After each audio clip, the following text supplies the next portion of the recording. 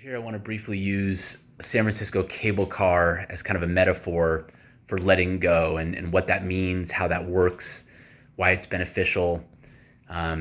So I'll just launch right into it. I used to live in San Francisco, spent a lot of time around the cable cars.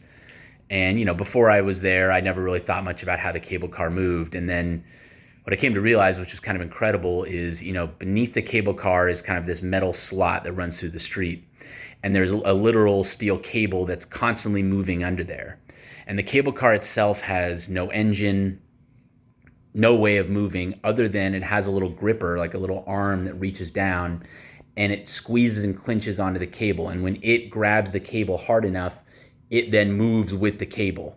And there's actually a person sitting on the back of it that it actually is kind of the grip man or grip person, and they're in charge of adjusting the level of grip on the cable, which then determines the speed at which the car moves.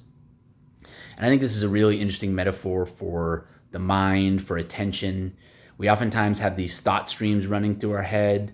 It could be thoughts about a project we're working on. It could be general background chatter. It could be some kind of inner mythology or inner monologue that's kind of continuously going within us. And what I think is really subtle and difficult to notice is the degree to which our attention is gripping onto those things and kind of getting pulled away with them, pulled away from the present moment, pulled away from our physical experience, pulled away from the person talking to us, pulled away from the body right in front of us. We're just kind of sometimes riding these cable cars, and then when we snap back to present reality, it's almost sometimes like getting dropped off, almost like falling out of the car. And so what I think we can begin to do is, using that cable car model, think about where your gripping occurs. I know for me, I often feel it down in my chest. When I'm starting to cling to something, I'm staring into a screen, I'm kind of zoning out.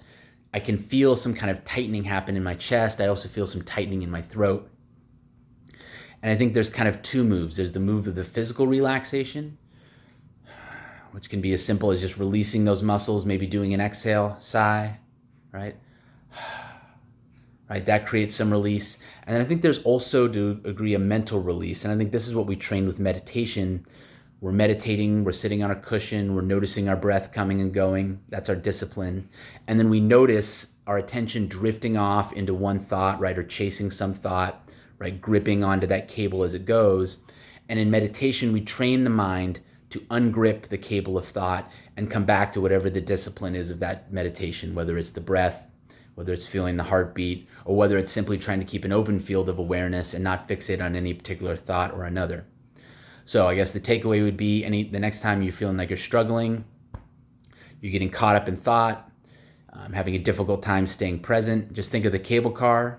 Think of yourself as having that physical gripper inside of you and also that mental gripper in the brain, and see if you can allow both of them to release, and even create that little habit of releasing, right? Have your kind of cable car hand be soft, right? Never too clenched, or always ready to soften and release. And if that can be a practice, like a hand softening and releasing again and again, this is what can allow us to avoid getting pulled away against our will and to remain in the present moment. And then if we do want to pursue a thought or something like that, we're doing so deliberately, like the cable car driver is, instead of doing it unconsciously and constantly getting tugged away from the present moment.